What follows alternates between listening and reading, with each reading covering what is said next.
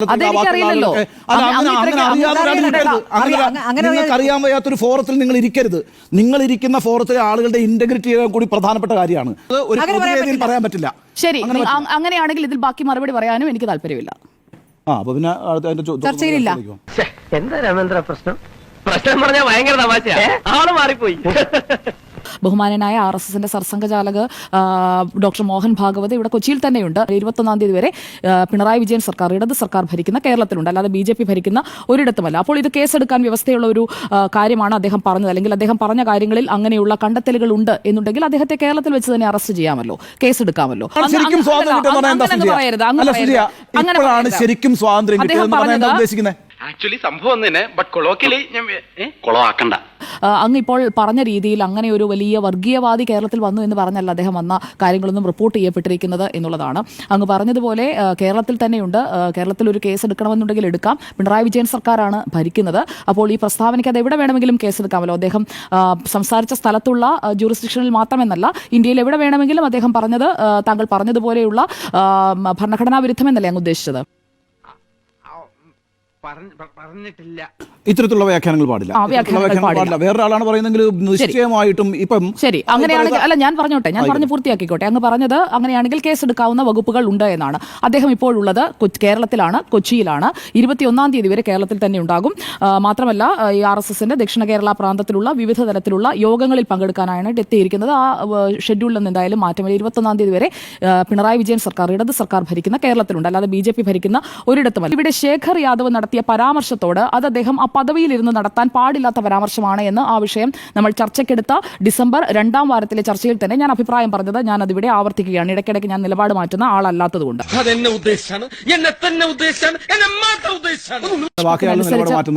അതെനിക്കറിയില്ല, അത് ഓരോ താല്പര്യമല്ലേ. എന്റെ കാര്യമല്ലേ എനിക്ക് പറയാൻ പറ്റൂ. എന്റെ കാര്യമേ എനിക്ക് പറയാൻ പറ്റൂ. അല്ല, ഉണ്ണിസ്ഥാനം തർക്കിക്കണമെങ്കിൽ തർക്കിച്ചോ. ഞാൻ പറയാനുള്ളത് എനിക്ക് എന്റെ കാര്യത്തിൽ അഭിപ്രായം മാറുന്ന ആളല്ല പറഞ്ഞ ഈ ഇരിക്കുന്ന സ്ഥലത്ത് നിങ്ങൾക്ക് അറിയാൻ വയ്യാത്തൊരു ഫോറത്തിൽ നിങ്ങൾ ഇരിക്കരുത്. നിങ്ങൾ ഇരിക്കുന്ന ഫോറത്തിലെ ആളുകളുടെ ഇന്റഗ്രിറ്റി കൂടി പ്രധാനപ്പെട്ട കാര്യമാണ്. അതുകൊണ്ട് ശരിയായ സ്റ്റേറ്റ്മെന്റ് അല്ല.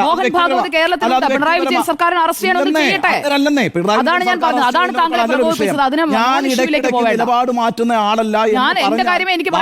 അല്ലല്ല, അങ്ങനെ പറയണ്ട. വേദിയിൽ പറയാൻ പറ്റും, വ്യക്തിപരമായി പറയാൻ പറ്റില്ല. ഇല്ലെങ്കിൽ നീ എന്ത് ചെയ്യും? നീ മിണ്ടരുത്. ഒരു മിനിറ്റ്, സുജയുടെ അഭിപ്രായം പറയാം. എന്റെ നിലപാട് ഇതാണെന്ന് പറയാം. പക്ഷേ ബാക്കിയുള്ളവർക്ക് നിലപാട്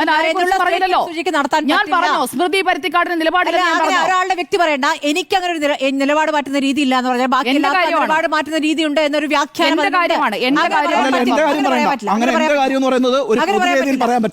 ശരി, അങ്ങനെയാണെങ്കിൽ ഇതിൽ ബാക്കി മറുപടി പറയാനും എനിക്ക് താല്പര്യമില്ല. ചർച്ചയിലില്ല. ഒരു കുഴപ്പമില്ല, സന്തോഷമുള്ള മക്കളെ, സന്തോഷായി. ഇല്ല, ഞാൻ നിങ്ങളുടെ തിട്ടൂരമനുസരിച്ച്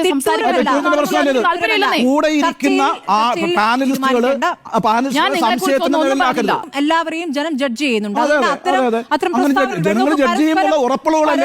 നിങ്ങൾക്ക് കൂട്ടായി വേട്ടയാടണമെങ്കിൽ ആയിക്കോളൂ. ഞാൻ ഒറ്റയ്ക്ക് തന്നെയാണ് എന്റെ അഭിപ്രായം പറയുന്നത്. ഞാൻ ഒരുക്കവുമല്ല. ഞാൻ പറഞ്ഞു വന്നതിന്റെ ഒരു തുടർച്ചയിലേക്ക് എനിക്ക് എത്തേണ്ടതുമുണ്ട്. അതിന്റെ ഫ്ലോ കളഞ്ഞു.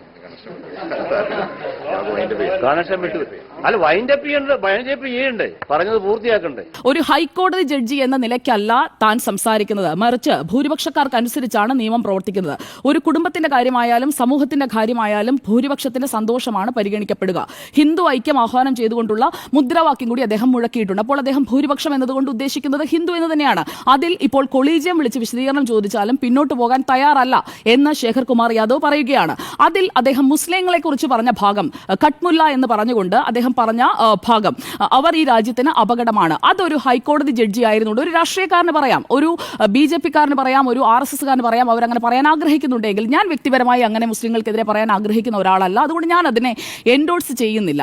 അതാണ് ഞാൻ അന്നും എടുത്ത നിലപാട്, അതാണ് ഞാൻ ഇവിടെ ആവർത്തിക്കുന്നു എന്ന് പറഞ്ഞത്. അപ്പോഴാണ് അദ്ദേഹം ഇടപെട്ടത്. പിന്നെ അയോധ്യയിൽ രാമക്ഷേത്രം നിർമ്മിച്ചതുപോലെ ഏകീകൃത സിവിൽ കോഡും നടപ്പാക്കും എന്നുള്ളതാണ് ഈ വിഷയത്തിൽ ഊന്നിക്കൊണ്ട് അദ്ദേഹം എടുത്തിരിക്കുന്ന ടേക്ക്. അതിൽ തുടരും. ആ അഭിപ്രായത്തിൽ ഒരു മാറ്റവുമില്ല എന്നതാണ് ആ ആ വിഷയത്തെക്കുറിച്ച് തന്നെ അദ്ദേഹം കൊടുത്തിരിക്കുന്ന വിശദീകരണ കുറിപ്പ് വായിച്ചു നോക്കുകയാണെങ്കിൽ അത് മനസ്സിലാക്കാൻ കഴിയും.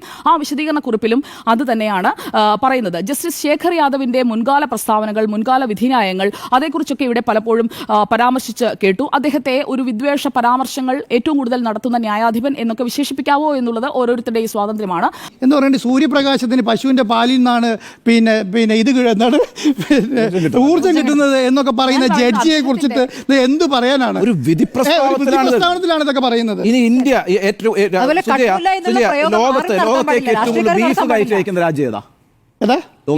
ഇന്ത്യയാണ്. ഒട്ടകത്തിന്റെ ഇറച്ചിയാവുമ്പോ നല്ല രുചിയാ. ഒട്ടകത്തെ തൊട്ട് കളിക്കരുത്. അതെന്താ? ഒട്ടകം ഞങ്ങളുടെ ദേശീയ പക്ഷിയാണ്. പക്ഷിയാ? കേട്ടിട്ടില്ലേ ഒട്ടക പക്ഷി?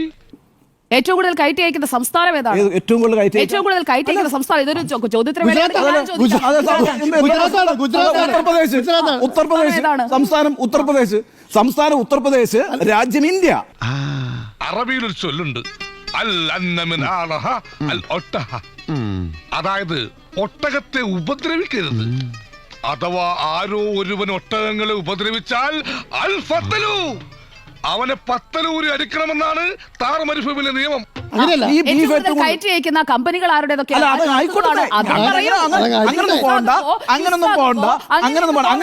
അങ്ങനെയാണെങ്കിൽ നിങ്ങൾ ഇത് ഒരു പർട്ടിക്കുലറായ ആളുകളെ ഉദ്ദേശങ്ങൾ പറയുന്നത്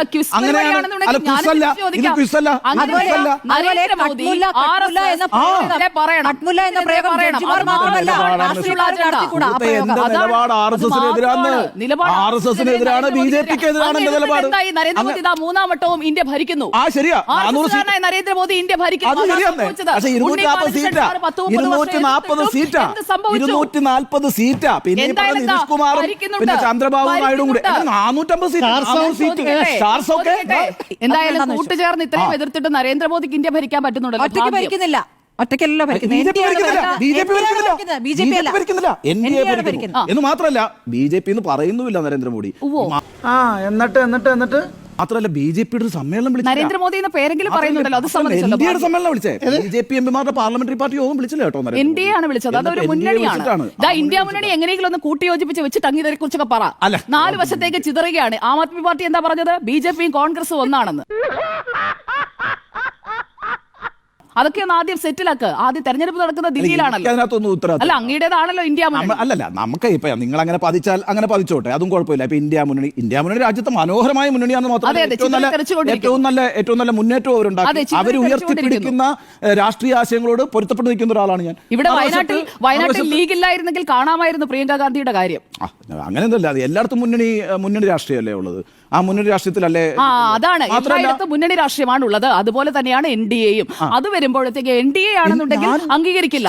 100% ഞാൻ യോജിക്കുന്നു. ആരാധനാലയ നിയമം കൊണ്ടുവരുന്നത് എന്തിനാണ്? 1947 ഓഗസ്റ്റ് 15 ഓരോ ആരാധനാലയങ്ങളും എന്തായിരുന്നു അതിന്റെ തൽസ്ഥിതി തുടരണം എന്നാണ് ആരാധനാലയ നിയമം SB ചവാൻ ആഭ്യന്തരമന്ത്രിയായിരിക്കുമ്പോൾ പാർലമെന്റ് അവതരിപ്പിച്ചത്. ഒരു കാര്യത്തിനകത്ത് മാത്രമാണ് ആ ബില്ലിൽ പ്രത്യേകമായ പരാമർശം ഉണ്ടായിരുന്നത്. അതിൽ അയോധ്യ ഉൾപ്പെടുത്തിയിട്ടില്ല. നരസിംഹറാവു സർക്കാർ കൊണ്ടുവന്ന ബില്ലാണ് ഞാൻ ഈ പറയുന്നത്. ഏത് വിഷയത്തിന്റെ മേലാണോ ഈ പറയുന്ന ആരാധനാലയ നിയമം കൊണ്ടുവന്നത്, ആ പ്രധാനപ്പെട്ട വിഷയത്തെ അഭിസംബോധന ചെയ്യാത്ത ബില്ലാണ് കോൺഗ്രസ് അവതരിപ്പിച്ചിട്ടുള്ളത്. കോൺഗ്രസിനകത്ത് പങ്കുണ്ട്, ഒരു സംശയമില്ല. കോൺഗ്രസ് നിശബ്ദ സാക്ഷികളായിരുന്നു. പക്ഷേ രാമജന്മഭൂമി എന്ന് പറയുന്നതിന്റെ ആ രാമക്ഷേത്ര നിർമ്മാണം എന്ന് പറയുന്നത് ആണ് യഥാർത്ഥ സ്വാതന്ത്ര്യ ദിനം എന്ന് പറയുമ്പോൾ അതുമായി ബന്ധപ്പെട്ട ആയിരക്കണക്കിന് മനുഷ്യർ രക്തസാക്ഷികളായിട്ടുണ്ട്. രാജ്യത്തുടനീളം വലിയ കലാപമായിട്ടുണ്ട്. ഒരു കാര്യത്തിൽ കൂടെ ക്ലാരിറ്റി വരുത്തിക്കോട്ടെ. ഒരു രാജ്യത്തിന്റെ സ്വാതന്ത്ര്യത്തെ, ആ സ്വാതന്ത്ര്യത്തെക്കാൾ വലിയ സ്വാതന്ത്ര്യമാണ് ഈ സ്വാതന്ത്ര്യ ദിനം എന്ന് പറയുന്നത് അങ്ങനെ അദ്ദേഹം പറഞ്ഞിട്ടില്ല. 1947 ഓഗസ്റ്റിനേക്കാൾ വലുതാണ് എന്ന് അദ്ദേഹം പറഞ്ഞിട്ടില്ല.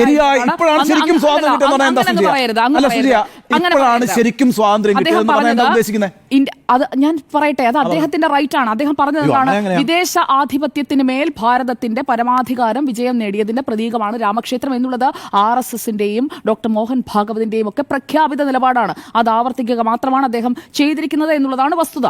100% ഞാൻ യോജിക്കുന്നു. അത് ശരിയാണ്, അത് ഞാൻ അംഗീകരിക്കുന്നു. കിട്ടേണ്ടതൊക്കെ കിട്ടിയല്ലോ, സമാധാനമായല്ലോ.